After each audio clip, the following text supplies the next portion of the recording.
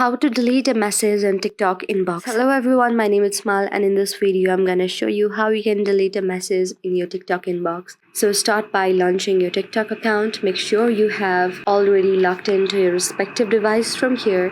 So after you do that, you just need to go on your inbox, which is on the right side of the very post icon. And after that, just tap on the profile that you want to send message or delete message to. After tapping on this, you will see the message that you have sent. So for that, the requirement is the person must accept your friend request and follow you back. Otherwise, you cannot chat with them anymore. So if I just want to send and delete any message, then what I can do is, if the person has already accepted my friend request and when I tap long press on this very message, the option of unsend, delete the message for everyone would be shown on my screen. And by tapping on that option, the message can be deleted from anywhere. So yes, that's how you can do it. I hope you like the video. If you like the video, then please do thumbs up, subscribe, and also comment on the comment section below. Thank you for watching the video.